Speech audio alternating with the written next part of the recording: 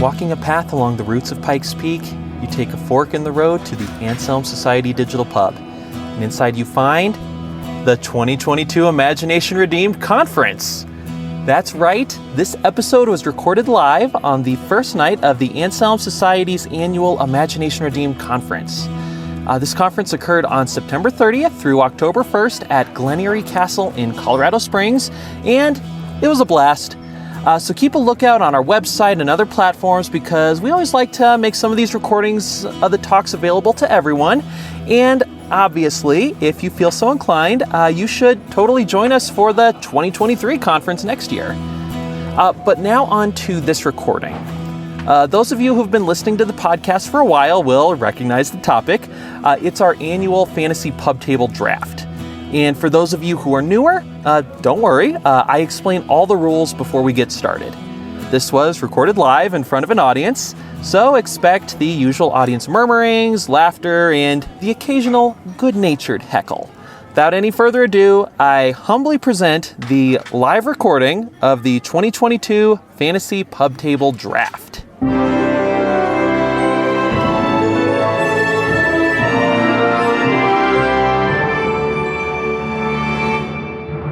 Welcome, everyone, to the late night Anselm activity, the 2022 third, fourth, fifth, something annual Fantasy Pub Table Selection. So this has been a mainstay of our podcast, Believe to See, for several years. This is the second time we have done it for the conference. We did this last year. We all had a ton of fun, so we decided to do it again this year. Now, for the returners here, you may remember they were real-life people last time. But this year, thought we'd go try to get some people from literature. So let me explain the premise to you. Okay, so think about being in a pub, and you're at a pub table. So you're sitting at like the head of the pub. Then you have 1, 2, 3, 4, 5 people. So you have 5 seats. So the goal of our 4 contestants here is to choose from this list of 20 fictional characters the greatest pub table. So we want good conversation, people who get along with each other, people who'd be fun to hang out with, whatever they want. And then once that is done, we will put this to a vote. So you all will be voting to figure out who has the best and who has the second best, all that. And then we will crown one champion. So that's how we'll do it. Now, for folks who've ever done fantasy football, this will make perfect sense. But for the rest of you, first of all, you're probably better off, but I'll explain how this works. So they didn't know it, but when they sat down, they also picked their draft order. So, sorry, Matthew. Loser. So Brian picks first, then Ashlee, then Amber, then Matthew, but then it's called a serpentine draft because it curls around. So then Matthew will get the first pick of the second round, then Amber, Ashlee, Brian, then Brian, Ashlee, Amber, Matthew, then you get it. So do that until everybody has been selected. Couple other things to keep in mind. First, there's a wrinkle I threw in because I didn't want everyone to get along too well. One time during this event, instead of picking someone for their own table, they can pick someone for someone else's table to sabotage them. You may have noticed from this list, not everyone here would be pleasant pub table company. So if there's someone you super don't want, maybe you want to send them to someone else's. I don't know. Maybe that other person will get revenge later. I don't know. We'll see. The other thing to keep in mind is that I want some audience participation here. So let's Price Right this, okay? So if there's someone who you think would just be a terrible or a good pick, let them know. If someone does a bad pick and you want to heckle them, go right ahead. I encourage it. So with that said, let's have everybody introduce themselves briefly, and then we will officially kick this off. So Brian, you can reintroduce yourself if you want. Seems like a lot of work. That's Brian Brown. You know him already. Ashlee. Hi, everyone. I'm Ashlee Cowles.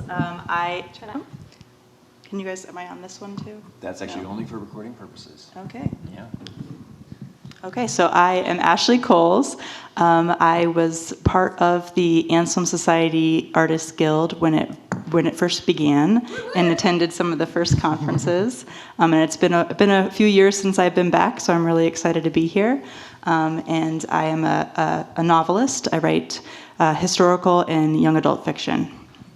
Which is in the bookstore. I think you were the very first guest we ever had on the podcast. Oh, wow. Wow. And it's been a couple times since? I mean, I'm sure you list that on the back of your book covers as one of your main honors, but... all right, Amber?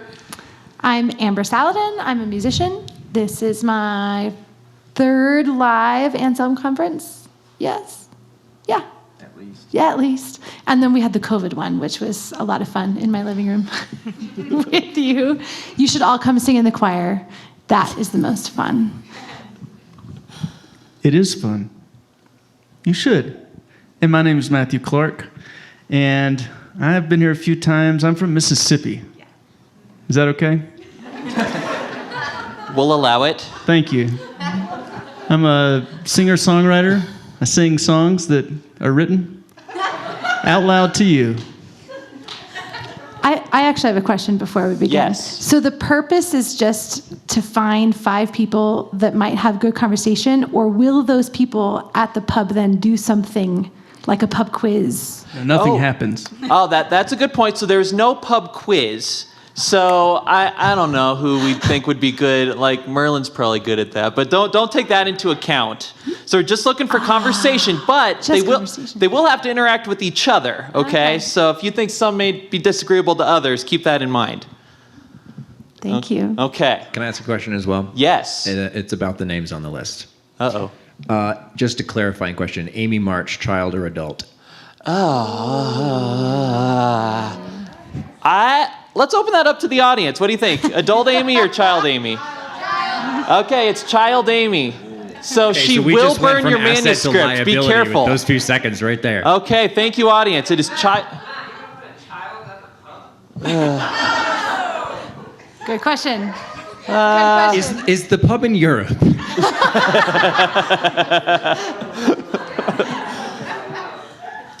Let's not overthink. Yeah, when I said heckle, I meant heckle them, not me. All right, so with that, let's give my official voice. And now declare the 2022 Anselm Society Fantasy Pub Table open. For the first pick in the first round, Brian Brown is now on the clock.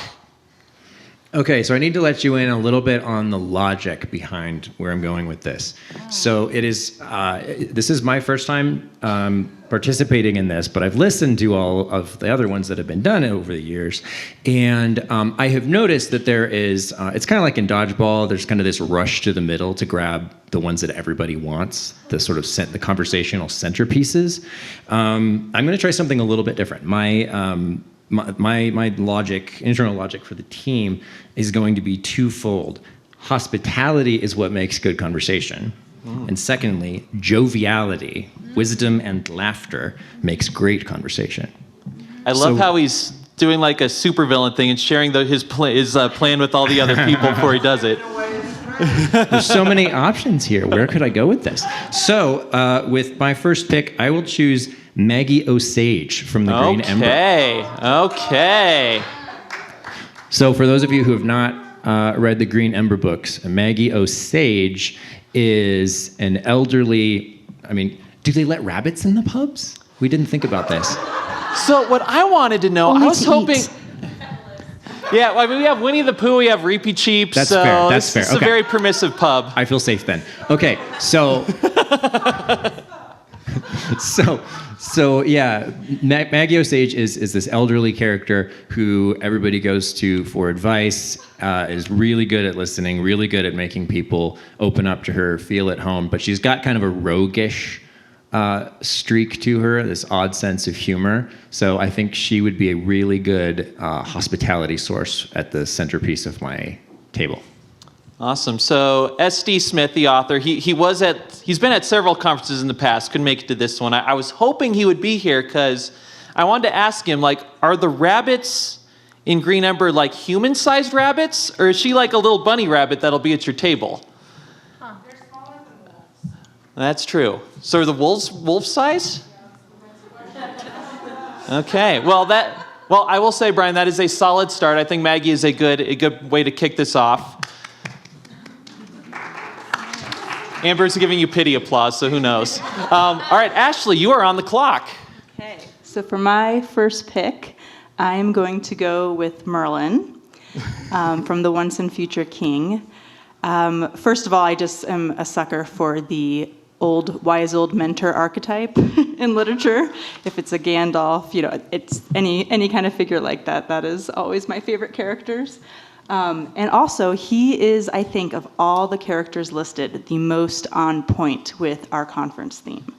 So he is actually born at the end of time, and lives backwards through time. So he doesn't have foresight, he has backsight. And so he doesn't understand where people, if they're past, he'll forget it almost instantly, but he knows, where they're going. And just the way he uses his mentoring of King Arthur through experience, so turning him into different animals. If you've seen the Disney movie Sword in the Stone, that was one of my favorites as a kid, and but it's doesn't quite have the political message that the book does. But he's teaching him about different political philosophies about ruling and leadership through turning him into these different animals. But I think he would be that kind of mentor figure, really sit at the head of the table, be this source of wisdom, but also really humorous, because he would be coming at the conversation from a completely different angle than everybody else. And he also has an owl. So that's always a perk. Archimedes does come with it. It's a package deal. So Archimedes is on the shoulder. I think I figured out Ashlee's strategy. You're going to turn everyone at your table into animals. You got it. All right. So one of the reasons I picked Merlin, thank you, Ashlee, for the living backwards thing. That is a good point. But also, I was thinking, okay, do I have like Gandalf? How about Dumbledore's? Like, no, Merlin's like the proto each of those, right? Is that a hot take? Do people agree with me? Oh, yeah. Okay. All right. So Amber, you are now on the clock. Okay, so I'm going to take another animal, and I'm going to choose Reepicheep for my first for my first character, because I love a person or just or an animal. I love someone with pluck. And I think he's going to bring a lot of spice and a lot of honor, and also probably his sword to the table, if that is allowed at the pub. I feel like Reepicheep would make great toasts. Like he would come up with the most epic, noble toasts. Yes. But would he let anyone else make toasts? Only if they could do so with honor. Might start a pub brawl, which would be really fun to watch. But also, I remember in Reepicheep in Voyage of the Dawn Treader, when Eustace is depressed because he's a dragon, Reepicheep cheers him up by telling lots of different stories of like ancient lore and philosophy. So I think he'd be a good conversationalist too. Ooh. Yes. Okay, we need to get that on the recording. Yeah. He doesn't have a tale to tell. Thank you, Paul Yeager. All right. He's also not a mouse-sized mouse. There we go. Right? We talked about size being important. So, we don't yeah, know like, how big. He might be as big as the rabbits. So maybe Or This is bigger? going to get confusing. I think he's like Hobbit sized. He's 2 and a, what is Yeah. it? He 3 can foot stand 6. on his 3 foot chair. 6. It's like up to my That's knee. okay. Yeah. Okay. Yeah. Yeah. Okay. Yeah. A lot of moving parts here. We need to bring in non-humans. But all right, Matthew, you're on the clock. Okay. Well, so I'm going to take a little different tack, because as an introvert, I'm in a pub and it's kind of loud and it's raucous, as you might say. It is raucous. There's a raucous conversation taking place in one corner of this pub. And I kind of want to design a quiet, cozy conversation for those of us who don't feel as comfortable. And so I'm going to go with Luna Lovegood. Oh, very nice. no. Oh, Ashlee's upset. You stole her very pick. upset. Okay. Because Merlin and Luna Lovegood are like Yeah. Oh, they would yes. love hanging out. Sorry. Yeah. Sorry. Luna would just hear Merlin's like living backwards, and she'd just be totally cool with like, oh, that makes sense. Sometimes I think I'm living But backwards. it actually would make sense to her. All right. So what about Luna is bring her to your table? She's awkward in like this really delightful way, and so it's something that's gonna like break the ice at the table, and make everyone else feel like they can just be themselves. Okay. I like it. I like it. So one of the consequences of the Serpentine draft now, you are still on the clock. It's still me. It is still you. So while you're doing that, let me tell you one of the reasons I like Luna. Go ahead. I, like probably everyone in this room, has taken that Pottermore quiz to see what house you're in at Harry Potter. I'm a Ravenclaw, which I'm fine with, but Ravenclaws don't really do much in the series. They don't really win at Quidditch. None of the heroes are villains. But we have Luna. We have her and her dad who sells out Harry almost. And Roger Davies from the Ravenclaw Quidditch team takes Fleur de Cour to the Yule Ball, so good for him. But then she marries a Gryffindor, so you still lose. All right, so Okay. we're opening the second round now, so who are you picking with your second pick? Okay, so I feel like Luna Lovegood, she could, you know, how dreamy she gets. So she might just kind of drift off into her own world. We do need a little bit of someone to pull out some conversation. We need just enough raucousness. Okay. And so I'm going to choose Tom Bombadil. Whoa. Whoa. Because That's Tom, more than a little raucousness. Yeah, he's going to bring the songs. He might get on the table at some point. All right, I feel like if this was like one of those like NFL or NBA drafts on ESPN, the talking heads would be like, I'm looking at this, I can't believe Bombadil is still on the board going into 2. I mean, is that what the crowd's thinking too? Or okay, a lot of very hearty head shakes here from the crowd. Also, I just love Tom Bombadil. I personally want to hang out with him. How do you picture Tom Bombadil being at this table? Well, he would have his yellow boots on the table, probably. I think at some point he could drift off into some sort of story that you would lose track of time. So I feel like he and Luna might actually connect in that way. Yeah. They do mention like a timelessness with the hobbits when they're staying with Tom Bombadil. Yeah. Yeah, okay. My favorite thing about Tom Bombadil is when they're at the Council of Elrond, and one of the elves like, well, why don't we give the ring to Tom? He doesn't care. And Gail's like, no, he'd lose it. He would forget about it. Like, you put it somewhere. Yeah. So there's that. All of that makes some great pub company. Mm-hmm. Okay, Amber, back to you. Okay, so First of all, I do want to say, go ahead. Ashlee, I'm sorry that Matthew apparently stole both of your picks. So if you want to take revenge on him. It was mine and Okay. we're a little upset over here. All right. So while they're doing that, Amber, you're on the clock. So I really liked Reepicheep partially because of his pluck, but I also liked him because he really cares about honor. And when I looked at this list, I thought there was someone who also really needed care and honor shown to her, and I think that Reepicheep would do this, and that's Miss Bates from Emma. Oh, wow. Wow. Yeah. Okay, so you are going to hear so much about her lovely niece, Jane Fairfax.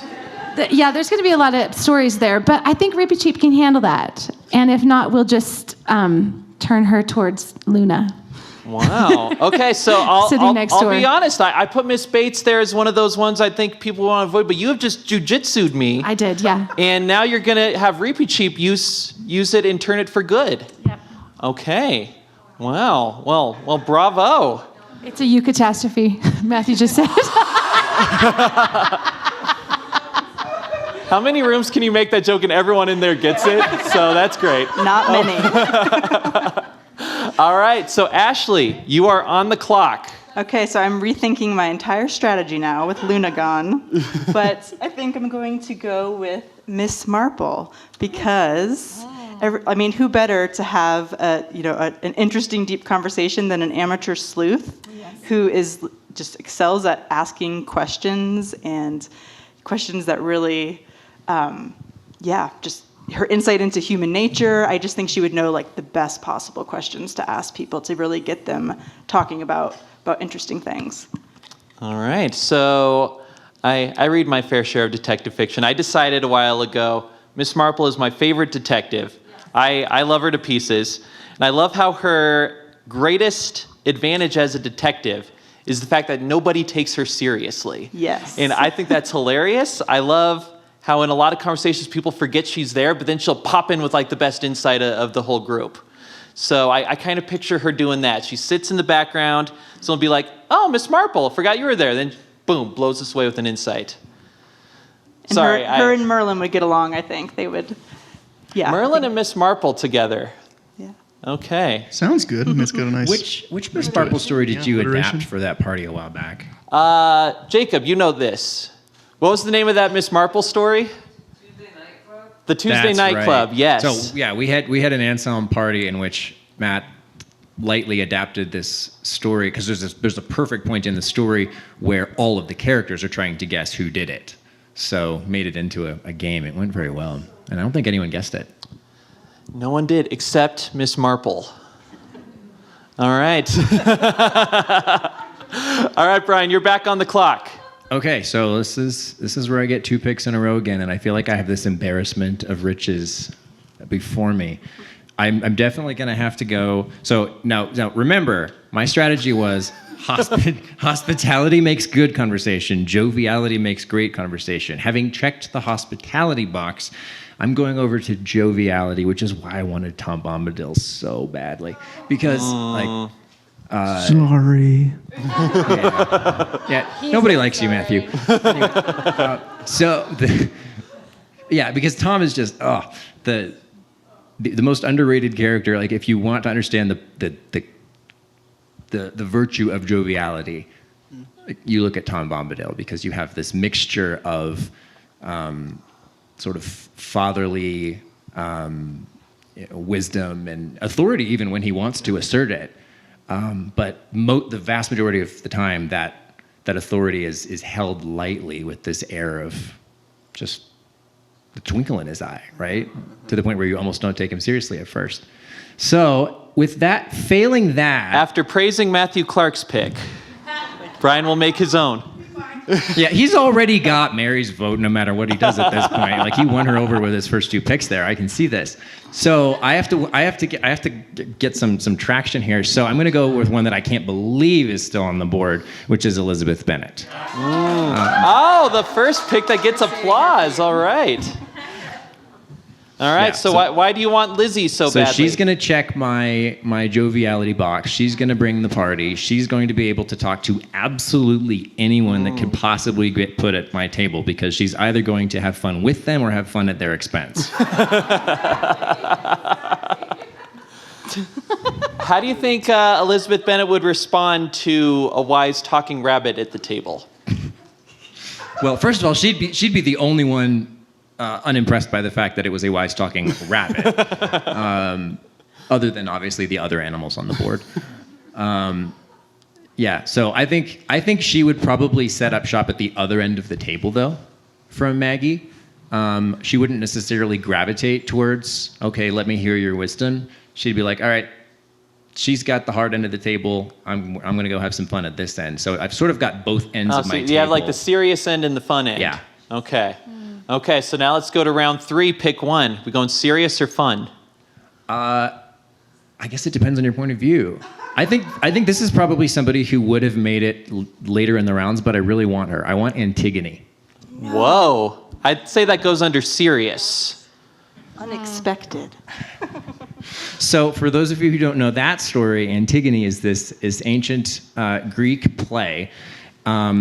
And I have a little bit of a history with it, because when I first started studying political theology 15 years ago, it was one of the first things we read. We were reading Aristotle and Aquinas and stuff like that, and we read Antigone. And the reason we read Antigone is it's a tragic story about this woman who and the main point of the story is that you should honor God before the king. And she's the character who, throughout the story, is able to make the hard decisions, is able to do often the illegal thing, the thing that she could get killed for and does get killed for. And is going through the whole story going, no, like, what is the right thing to be done here? And I think the reason that she'd be good at the table is that someone who knows right that well and that deeply, we sort of tend to view those people in these martyr type characters. Oh, that's so great that they could hang on to what was good and true and beautiful at that sort of crisis moment. But they had to know it deeply enough to be able to do that. So I think that prior to the story beginning, I think Antigone had a really good life. I think she knows what feasting is. I think she knows what fasting is. I think she knows how to have a good time. I think she knows how to have a good time in the right way. So I think she could be right in the middle of my table and just be a rock that the table can revolve around. Okay, that all sounds great. I do feel like we're burying the lead with Antigone because her dad is Oedipus. And me saying that lets you know who her mom is. And I'm picturing what would happen when Elizabeth Bennet starts asking questions about that. But with that said, the thing that Maggie Osage, Elizabeth Bennet, and Antigone all have in common is a very resolute moral core. Like, each of them stands very firm to their principles in their stories. So I think that would be good. Once we, iron out that whole family tree thing, I think that would work. Okay, so I don't want to push anyone in any particular directions. You all have the ability to send someone else to someone else's table. Now, not to push anyone to do that, but Ashlee, do you want to do that? You don't have to. My whole strategy has been completely upset. So I think I'm going to try to grab one more person at least. It's a surprise to me because I come from a family of girls, 3 sisters, and I'm the oldest, and my youngest sister. We kind of have a Joe and Amy dynamic going on in a history. So I cannot believe I'm doing this. But I am going to select Amy March for my table. Partly because I realized if I keep going with the way I'm going to need to balance out the ages a little bit because my interest in the elderly mentor figures. I think we need some youth. I think Amy is in need of some mentoring. Yeah, and she needs some mentoring. So I think it would be a good dynamic, and I think she would add a lot of excitement to the table. Okay. And hopefully she will not burn anyone's manuscripts. I'm not sure you heard it, but did you hear like a voice of internal screaming from the other side of the room? That's my wife Danielle, who is one of history's great Amy March haters. I never thought I'd be here, but here we are. Whenever we watch Little Women, the best way for me to troll her is be like, I think Amy has some good points there, and then she'll be mad at me the whole rest of the movie. But the Greta Gerwig film, I will say. How did that play out with the new movie? It changed my view of her quite a bit. Okay, so you like the Greta Gerwig Amy more? Yes. Okay. Yes. How do you think Miss Marple would handle Amy? Oh, I think she'd put her in her place. I think she'd handle her well. So you see, Daniel, you'd have the satisfaction of seeing Amy put in your place at the Ashlee table. True, but all too late. The manuscript's still burned, so what does it matter?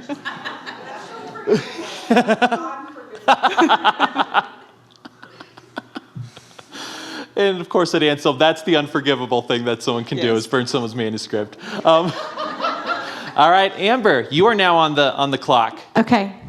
So I was also looking for some joviality. But as I looked down this list, I was like, I don't know about this. And I wasn't sure, now that I have Reepa Cheap and Miss Bates, who I'm not going back on, I do like them. I thought, who is someone who brings just a joy and a simple happiness and simple pleasure to their life? Someone who really would just be very happy if there was just honey at the table. And so I'm going to choose Winnie the Pooh. Oh, more applause. Okay. You totally stole mine. I really wanted to hang out with Winnie the Pooh. plus, he'll have so much patience for Miss Bates. He would listen to all her stories with wide eyes and Be like, wow, this Jane Fairfax sounds amazing. I would love to meet her. So, with Winnie the Pooh at the table, will you serve him honey? Like, mead is basically Mead. fermented honey. I think that's a logical thing, right? There we go. Yeah. All of it. Picture having a few to me. I'm just a little black rain cloud. Well, he's going to bring poetry to the table. Oh, for yeah. Sure. He'll get some songs going. Yeah, and misspell everything. It'll be delightful. Okay, I want everyone to take a pause and picture Amber's table in your mind's eye. So you have Amber sitting next to Miss Bates, again, talking about Jane Fairfax. Then you have a giant mouse and a stuffed bear who's had maybe a little bit too much mead. That's a party right there. All right, so Matthew, now it's time for you to close out round 3 and open round 4. Oh, goodness. I really was excited about Winnie the Pooh. He is your kind of bear, isn't he? He's my kind of bear. He really is. So one of the other folks on this list that I would love, I'm just sort of going by chill conversation with people that I would enjoy hanging out with.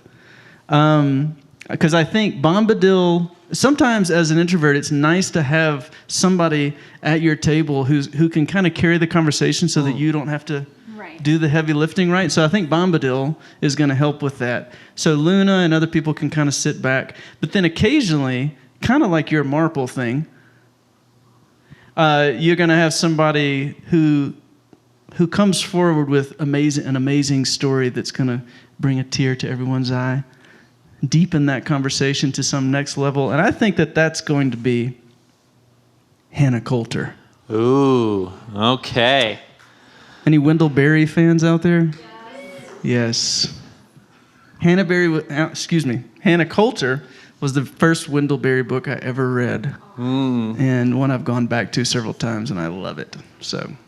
Okay, so what about Hannah Coulter do you think would be so appealing here? She is wise and thoughtful. She's lived this life of hardship and toil and goodness. So she knows this kind of whole range. I think that she and Bombadil are actually going to be able to, I think she's going to be able to go with Bombadil into those jovial places that are more serious, more deep. They're going to be able to have some good conversations. Luna's just going to be like, cool, Bombadil and Hannah Coulter get onto this very in-depth thing about like farming and like things growing from the earth, and Luna's like, oh, I heard this rumor about this little creature that and it'll be great. It's a Krempel's horned snorkax? I think that's right. Can we, okay. I need a fact check. Yeah. All right, so that is your first pick. Now your second pick, opening up round 4 out of 5. I know, we're getting down to crunch time. This is where the true champions rise to the top. Oh, really? Let's see.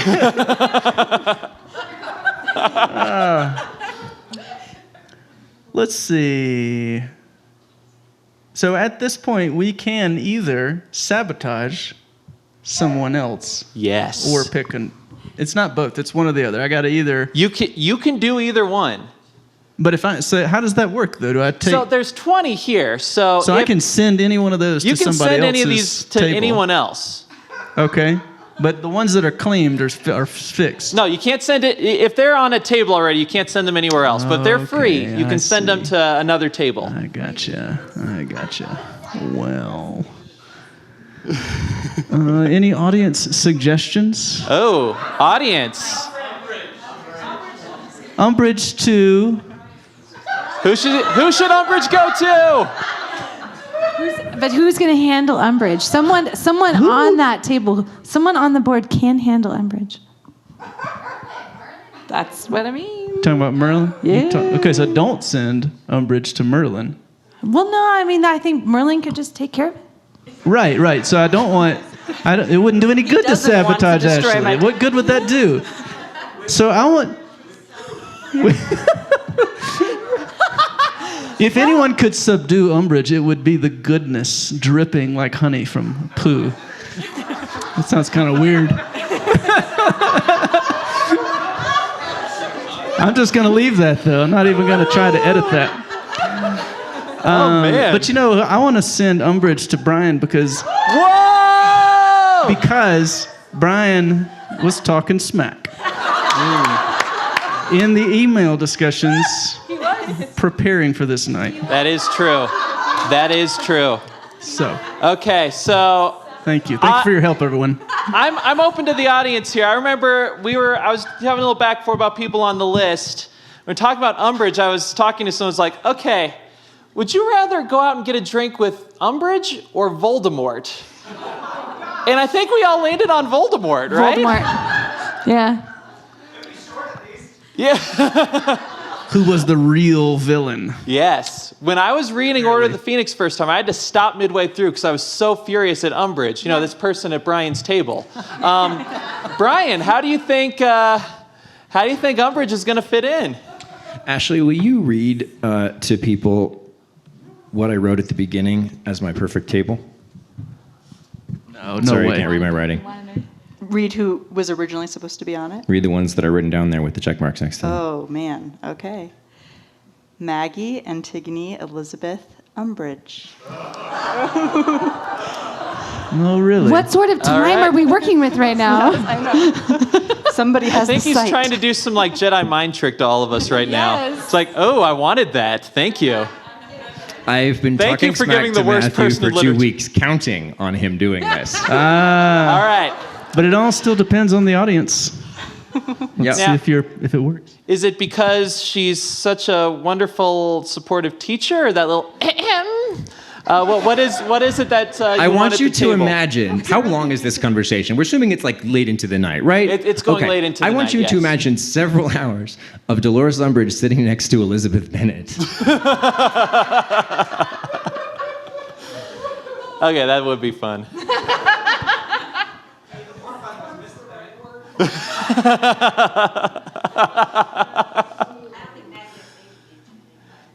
No, that's true. That is true. I don't think Maggie Osage would not be too intimidated by her. And Antigone, she's seen so much in her life. Like she's not gonna. Okay, this is a table built to withstand Umbridge, but can anyone really? Well, think about the difference between Umbridge in Book 5 and Umbridge towards the end. Like, Umbridge in Book 5 has the power, right? The only reason she's a problem in Book 5 is she's given unlimited power. Take away the unlimited power, and she's just comical. She's just there for the entertainment of anyone who's willing to be entertained. Oh, okay. Okay, I I feel like there's a really deep meaning in this for our lives. That's what this is all about. We're Deep all meaning. Umbridges without Just power take when you get down. Away Okay. the power. All right. So Amber, what are you gonna do now? Well, yeah, I need a little help because I don't know where to go. Okay, audience, any suggestions? Yeah, help me out, friends. I like my people. I was thinking that too. Is he kind of fun enough for this table? I think Poto could hang with the table. And I like that there's some youthfulness and there's some elderly eccentricity with Poto. All right. That's what I want. Thank you. Okay, Thanks, Poto. team. Okay, thank you to the Mark gallery. that down. So I knew I all wanted good someone friends. from Wingfeather Saga here because, you know, we're Anselm. We know how this all works. And when I was thinking who it was, it had to be Poto. Like, he came instantly because he's got the best stories. He's got, you know, the best sort of grumpy, curmudgeonly aphorisms. He seems like he could really just settle in for a long night of pub conversation. But I am worried what his stories about killing the sea dragons would do to poor Pooh. Yeah, but Reepicheep's going to love that. Yeah, that's true. Yeah. But Pooh might be asleep by that time. He's going to be out pretty quick. Pleasantly, softly snoring in the most charming way. It's gonna be great. I'm just imagining the part where they're looking at, like, do they have name cards or something so they know where to sit? And Pooh walks up and sees Poto's name and goes, someone wrote my name. I think Poto has a really promising soundtrack too. I don't know. The soundtrack's coming out right soon. Yeah, I'm excited about that. Yeah, a little plug. Little plug for Wing Feather Saga there. Watch for coming attractions. All right, Ashlee, you are up now. Okay, I'm getting to the point where I'm having a little trouble as well, but I think I want to go with the Whiskey Priest. Because I kind of feel like it would be like having Tony Soprano at your pub table. I think he would kind of be just, he's a sinner who knows he's a sinner. He would be just very brutally honest with himself and with everybody else. And I think I realize I have kind of a very wise and very proper, prim and proper table. And I think he would upset the balance a little bit and be an interesting addition. Miss Marple would not approve of the Whiskey Priest. No, she would behavior. not. I think that would be a really interesting conversation between the two of them. So the thing about the Whiskey Priest that I really enjoyed was, like, his core tragedy is he's a good enough priest to realize that he's a bad priest, right? So that sort of determines everything, because when things are going well for him at times, he turns into a terrible person. But when things are going bad, that's when he can shine.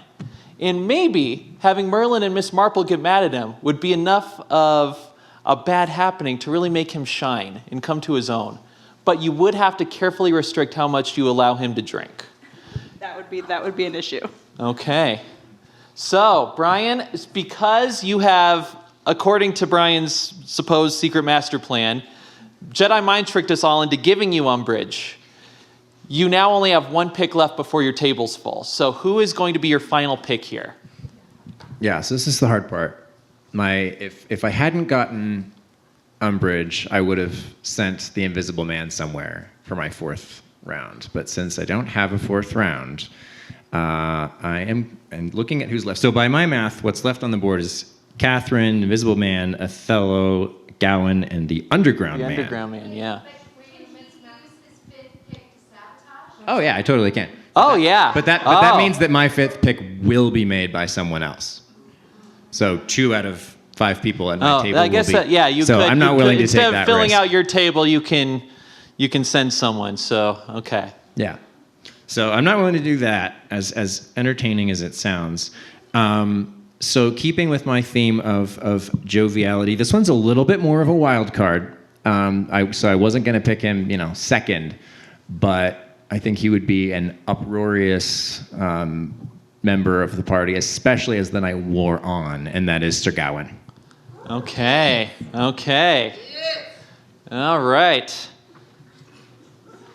So when I put Sir Gawain on the list, I kind of had, General Arthurian stuff, but then I had that trippy movie which that just came out. I haven't seen it yet, but I've wanted to. I've heard from everyone that it's trippy. Yes. So which one of those do you have in mind for your table? I was thinking more Mallory than Green Knight. Okay. So thing about Gawain, I always read it as Gawain, so that's going to be really hard for me to break. Sort of like Hermione was Hermione in my head for years. Matt, Yeah. I think you're actually correct. What? Really? Gawain, yes. It is Gawain? Ha! What? All right. I looked up the pronunciation. So Gawain, at the beginning of the Green Knight. Don't give him this. I'm trying to earn brownie points.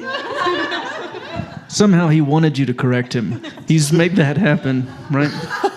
You fall under the same spell This is as all I. orchestrated. But at the beginning, this theme comes through more in the movie than it would in like the poem. But he is the one who doesn't really have his own story yet. He's he's like a nephew of King Arthur. So one of the reasons he chops off the Green Knight's head is he wants a story to tell. And spoiler alert, he does after he chops off the Green Knight's head. So then you see this weird trippy like. That wasn't a spoiler, was it? Okay, so the spoiler is, after he chops off the Green Knight's head, the Green Knight gets up, picks up his head, and rides away. That's kind of a spoiler. That happens in the first, 10% of the book. But anyway, what about Gawain do you think would be good company here? Is it that one? Is it just sort of like the Mallory version, who's just one of Arthur's best knights? I'm thinking more later in life because he's just... The glimpses that you get of him in the Arthurian legends when he's at Camelot, he's the guy who's drunk first. He's the guy who wants to sing, wants to tell tales. There's a point in his story where he gets really morose and everything, but much of his life, he's the reason that young Gawain wants that story is because that's who he is. That's his personality, and over time he gets sent out on a lot of he's one of the strongest knights. He gets sent out on a lot of the most dangerous quests.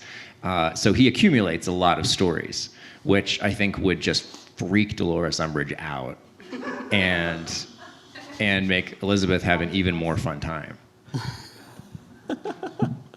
All right, so with that, the Brian Brown pub table is officially closed.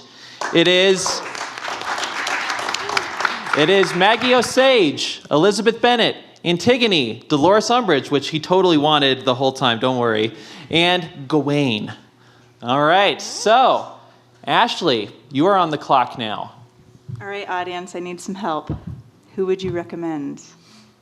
Who do we need to balance out?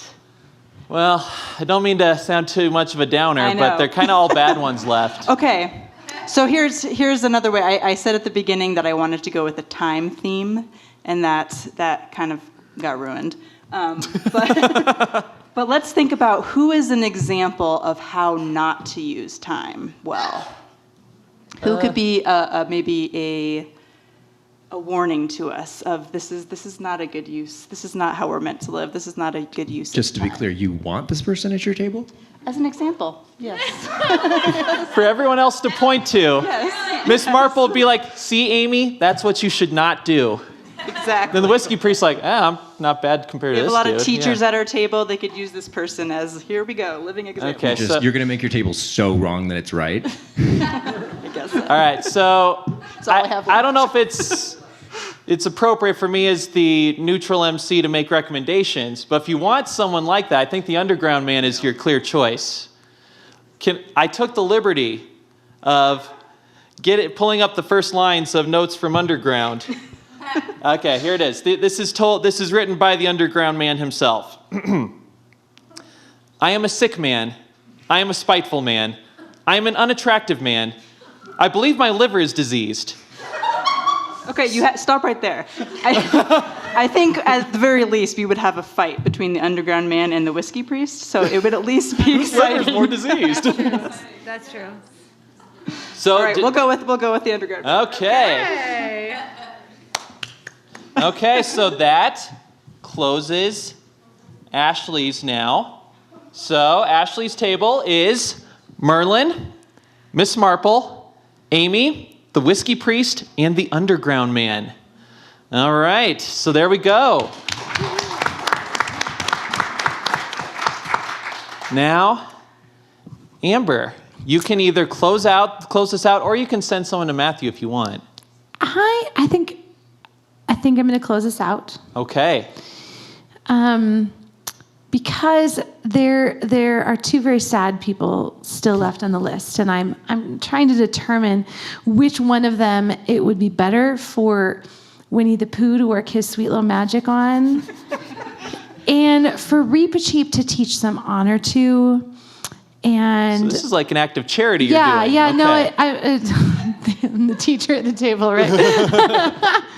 So, okay, you guys help me out. Do you think Othello would be better or Catherine Earnshaw? I was going with Othello too, but that ends so sad. I thought maybe Catherine's. But will it? With Pooh's help? Oh. Are we? What kind of time are we talking about? Can we go back in time and not He's kill alive your enough wife? to be at the table. I mean, That's a good point. The point between when he kills Desdemona and when he kills himself, that's not enough time to make it to this. So I'd say this is pre-Desdemona murder, right? Oh, then definitely I want Othello Okay, because I think okay. maybe we can change things for Desdemona.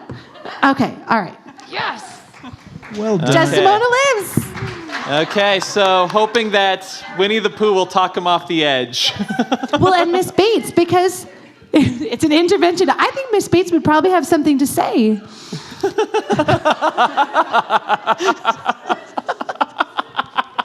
I'm not sure I like your psychologist staff for this project, but Picturing Miss it's a Bates, worthy endeavor. So then Jane had this very interesting thing, and Othello's just like standing there, just smoldering. All right, so there we go. Amber's table is complete. It is Reepicheep, Miss Bates, Winnie the Pooh, Poto, and Othello. How many times will we hear a sentence like that? All right. So, Matthew, this may be a consequence of you trying to sabotage Brian, but because you are now going to get the 2 leftovers. Okay. So, I hope you don't mind me saying this, but yeah, so let's see. That gives you, what, Catherine Earnshaw and The Invisible Man, right? Yep. Okay. All right, any thoughts on them? Who, for the record, kills half the other characters? Talking about Catherine or the Invisible Man? That is an excellent question. I was thinking of The Invisible Man, but it depends on whether you're speaking literally or He not. doesn't. I've never read The Invisible Man. Okay, so. He's not nice. Okay, whoa. Let me just tell you. I'll make the pitch for Invisible Man.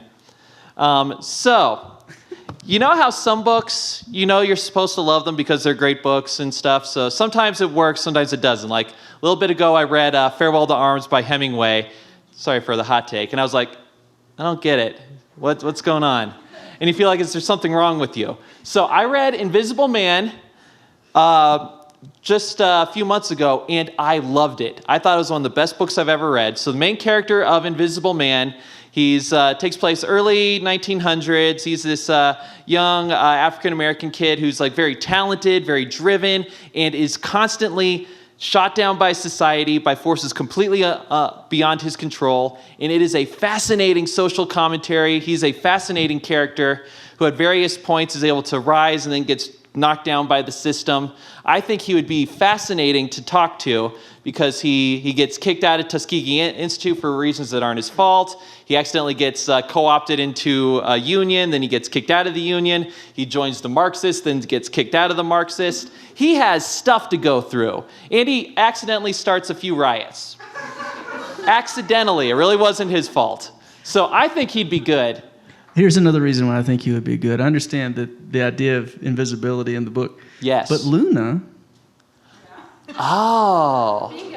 sees things that other people don't see. I think she would see the Invisible Man. The Luna Invisible Man pushing. friendship would just be beautiful. Now, and Bombadil. I think Bombadil also sees Frodo whilst he is wearing the ring. So there's going to be some good connections there. There's like symbolism here. There's themes, motifs. And then tell me more. Let's see. Oh, and Catherine yes, Hannah Earnshaw. too. I've seen like the movie Wuthering Heights when I was 8. That's when you watch it. But I don't remember it that well because I'm wondering if Catherine and Hannah, if Catherine's wisdom, life experience, the brokenness she's experienced, maybe she could put her arm around old Catherine. And Catherine's dying of rage / grief / general being in a Gothic novel. I feel like I'm selling Catherine short because I added her to the list with the intention of like Evangeline Denmark being here in her favor, but she was sick, so she can't be here. So Catherine has no champion. But you... Wow, Amber hating on the other tables. Okay. You know what? Hannah Coulter would be her champion. Would she not? You said that. There we go. You're right. So you're right. You have the Hannah-Catherine friendship here in what I think would be a beautiful Luna-Invisible Man friendship, and Tom Bombadil overseeing it all. So Oh my gosh. There we And have, he's a master of hospitality There you himself. go. He and Goldberry. Yep. He would sing it all. He would sing it all into piece. He would put the angst that he can also manage with Old Man Willow. He can manage those things in others. He can help Yep. sing them, and he's got yellow boots on. This is all So- beautiful. so- Every last bit of it, especially the boots. Could I ask our host, what would you Winnie the say Pooh has is yellow the boots? probability of this scenario playing out? Is this about Well, since they're all realism? fictional, 0. No. As the scorekeeper, what are the odds on this? Oh, who would we put as the favorites? Ooh. No, I mean specifically Matthew's plan to take all of these terrible people and have it turn out to be a great conversation. It seems to be going great so far. I feel wonderful about it. I mean, you're forgetting he has Tom Bombadil, so that's the wild card. And Luna, those are some wild cards there. But don't let me influence you, everyone. So, okay, how we did this last time. This was super basic because I forgot to plan the logistics ahead of time, but it worked last time and it'll work this time. What I want you each to do, you'll notice that you're given some Glen Erie paper, and if you don't, ask your neighbor for some. On it, you are going to rank them from 1 to 4. 1 is your best, 4th is your worst, okay? And then I'm going to tabulate them using that ranked choice voting system that nerds like me really like. So we'll do that, and then tomorrow during the conference, I'll let everyone know who the winner is. We can't wait. We're not going to find out now? Oh, that's a lot of math for me to Can do you on the No, it's feel the okay. tension? I also really like ranked choice voting, so I can do your way. Okay. Something to look forward to in the morning. And also, I really like holding it over y'all's heads that I know something you don't, so. Okay, so that will be the plan. So, write them down, put the vote, fold them, and then put them on the table. If you want to sign your name to it, you can. You know, if you're like, I just want Brian to know his table's the worst, you can do that. If you want to be Christina, is that what you were going to do? You raised your hand. No, but they all did a chance to defend their table once. Oh, that's a great idea. Okay, yes. Okay, so in closing, each of the contestants gets to make like a 30-second pitch for why their table is the best. Brian, we'll start with you. Okay. So, if we recall, hospitality and joviality. So Maggie's our centerpiece. She's going to have a great conversation with anybody. I mean, she could withstand Matthew's entire terrible table, and she's Using his time for an attack ad. And so then next to her, she'll have Antigone, who, again, just such wisdom to share, such, like, she can relate to anybody. Elizabeth, who's going She to is have... related to anybody. Oh, sorry. Line of the night, ladies and gentlemen. Wow. Wow. Anyway. I know we've had a good time all day, but, like, that's the best thing that's happened all day. Oh, where was I? So then you have Elizabeth, who is just having all kinds of fun at the expense of an increasingly uncomfortable Dolores Umbridge, who turns to her left for solace, only to find an increasingly drunk Sir Gawain/Gawain, who is having a grand old time. He thinks Antigone's stories are awesome. He thinks his stories are more awesome. They kind of are. And so there's this general, just beautiful happiness of wise people, thoughtful people laughing together, and at one end, Dolores Umbridge as uncomfortable as you can possibly imagine. All right, there we go. Brian Brown, ladies and gentlemen. Okay, Ashlee, it's your final appeal. All right, well, my table is completely different than I thought it'd be, but I think we also have a good mixture of people. I think we have Merlin, who really embodies the theme of our conference this weekend, time. We have a detective who has just really keen insights into human nature, asks the best possible questions. We have a little brat who can keep things lively and possibly be reformed and become the artist she was always meant to be. And then we have a whiskey priest and an underground man who hopefully will not get into a bar brawl. The underground man, he has a liver disease, and he is unattractive. That's what he wants you to know about himself. Yes. All right. Well, there we go. There we go. So we have Merlin, Marple, Amy, Whiskey Priest, and Underground Man. Ashlee Cowles, ladies and gentlemen.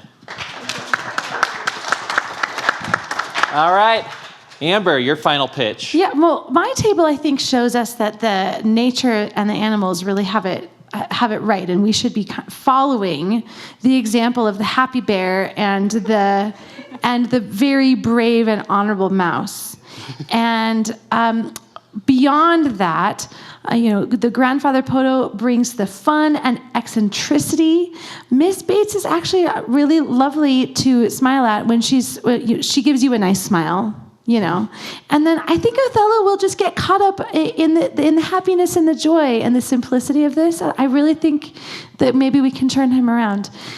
Things are going to change. Here's my pitch. One of you writers, I think this could make a one-act play where Othello has just heard the rumor from Iago and is going to murder his wife. But on the way, he stops by this pub table, and they all try to talk him out of it throughout the evening. I think that could work.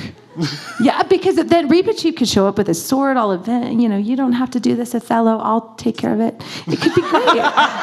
Don't kill your wife, Othello. I'll do it for you. No. This is a great table, friends. All right, Amber Salladin, ladies and gentlemen. All right, Matthew Clark with the hammer.